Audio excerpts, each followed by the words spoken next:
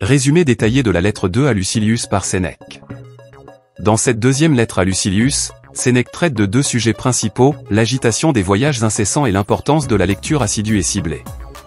Il aborde la question de la stabilité mentale et physique, ainsi que l'importance de se concentrer sur un nombre limité de bons auteurs pour nourrir véritablement l'esprit. Sénèque propose une vision stoïcienne de la vie qui privilégie la constance, la profondeur et la modération. Voyage et agitation. Sénèque commence par féliciter Lucilius pour sa stabilité et son refus de se laisser emporter par les voyages incessants, qu'il considère comme le signe d'un esprit malade. Selon Sénèque, courir çà et là, se jeter dans l'agitation des déplacements, est une manifestation de trouble mental et d'incapacité à se fixer. Pour lui, le premier signe d'une âme bien réglée est la capacité de se fixer, de séjourner avec soi-même, et d'éviter la mobilité excessive. Il souligne l'importance de la stabilité et de la constance, non seulement pour la tranquillité d'esprit mais aussi pour la profondeur de la réflexion personnelle. Un esprit stable est capable de mieux se connaître, de réfléchir plus profondément à ses actions et à sa vie, et d'éviter la dispersion causée par les voyages incessants. Choix des lectures. Ensuite, Sénèque se penche sur le choix des lectures, soulignant que la lecture dispersée de nombreux auteurs et ouvrages peut refléter une certaine capriciosité et inconstance. Il conseille à Lucilius de faire un choix judicieux d'écrivains et de s'y tenir, afin de nourrir son esprit de leur génie. Pour Sénèque, lire superficiellement une multitude d'auteurs est comparable à voyager sans cesse, cela conduit à connaître beaucoup de gens mais à n'avoir aucun véritable ami. De même, en lisant rapidement et superficiellement, on ne retient rien de durable. Sénèque utilise une série de métaphores pour illustrer son point de vue. Il compare la lecture superficielle à la consommation rapide d'aliments qui ne sont pas assimilés par le corps. Tout comme la nourriture doit être digérée pour nourrir le corps, les livres doivent être lus en profondeur pour nourrir l'esprit. De même, un remède ne peut guérir une plaie si l'on change constamment de traitement. Un arbuste ne peut se fortifier par de fréquentes transplantations. De cette manière, Sénèque souligne que la véritable utilité des livres vient de la lecture assidue et profonde des meilleurs d'entre eux. Critique de la diversité excessive. Il critique également le désir de feuilleter de nombreux livres de manière superficielle, qu'il associe à un estomac affadi ne goûtant qu'un peu de tout sans jamais se nourrir véritablement. Cette diversité excessive de lecture empêche l'esprit de se concentrer et de s'enrichir de manière significative. Il recommande donc de lire régulièrement les livres les plus estimés et de revenir toujours à ses sources principales, tout en permettant des incursions occasionnelles dans d'autres œuvres pour le plaisir ou la distraction. Sénèque met en garde Lucilius contre la dispersion de l'esprit causée par la lecture de trop nombreux auteurs. Il explique que la véritable sagesse et la profondeur de pensée ne peuvent être atteintes qu'en s'engageant profondément avec un nombre limité de bons auteurs.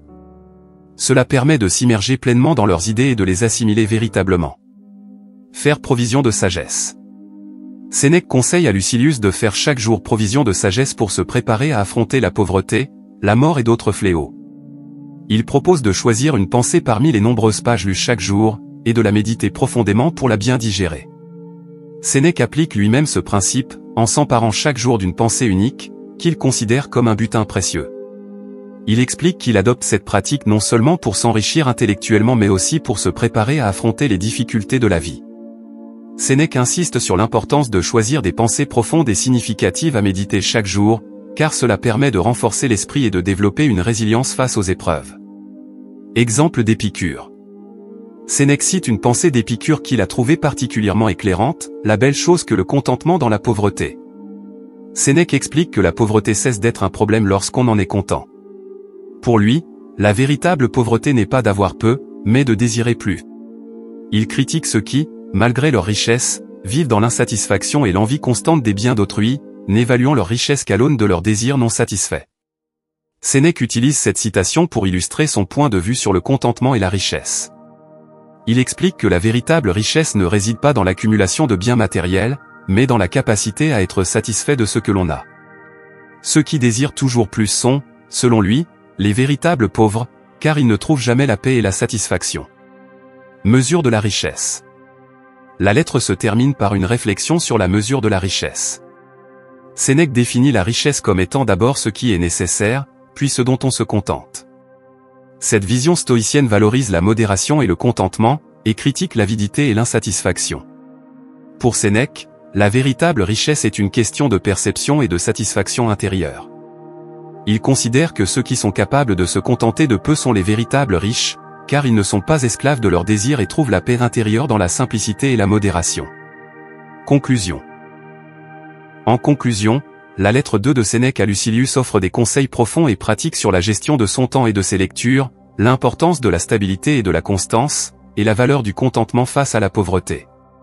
Sénèque utilise des métaphores puissantes pour illustrer ses idées et incite Lucilius à adopter une vie philosophique, marquée par la profondeur et la réflexion.